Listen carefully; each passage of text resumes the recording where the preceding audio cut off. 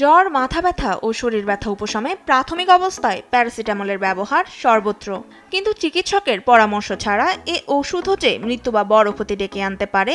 রোববার এমন বার্তা থেকে নতুন বিতর্কের জন্ম দিল ট্রাম্প প্রশাসন। গর্ভাবস্থায় ব্যথার ওষুধ টাইলেনল বা প্যারাসিটামল সেবনে অটিজমের ঝুঁকি আছে, এমনটাই বলছে হোয়াইট হাউস। যুক্তরাষ্ট্রে অ্যাসিটামিনোফেন এবং বিশ্বের অন্যান্য জায়গায় প্যারাসিটামল নামে পরিচিত এটি। এ নিয়ে রোববার বন্দুক হামলায় নিহত চার্লি কার্কের স্মরণ সভায় ভাষণে প্যারাসিটামল ও অটিজম প্রসঙ্গ সামনে আনেন মার্কিন প্রেসিডেন্ট ডোনাল্ড ট্রাম্প। তার দাবি, যুক্তরাষ্ট্রে অটিজমের মতো সংকটের সমাধান খুঁজে পেয়েছেন প্রশাসন। তবে চিকিৎসা বিজ্ঞানীরা ট্রাম্প প্রশাসনের এমন মন্তব্যের সঙ্গে ইতোমধ্যে দ্বিমত প্রকাশ করছে।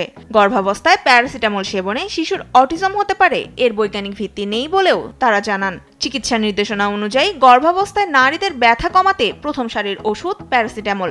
American college of obstetricians and gynaecologist, ব্রিটেনের রয়্যাল কলেজ এবং যুক্তরাজ্যের NHS এর মতো আন্তর্জাতিক সংস্থাগুলো দীর্ঘদিন ধরেই একে নিরাপদ দাবি করে আসছে।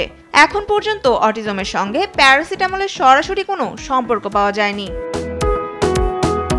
2024 সালে সুইডেনে 25 লাখ শিশুর ওপর চালানো গবেষণায় এ ওষুধ ব্যবহারে কোনো ঝুঁকি ধরা পড়েনি। 2025-এ আরেক গবেষণায় সামান্য ঝুঁকির ইঙ্গিত মিললেও অটিজম সংক্রান্ত কিছু পাওয়া যায়নি।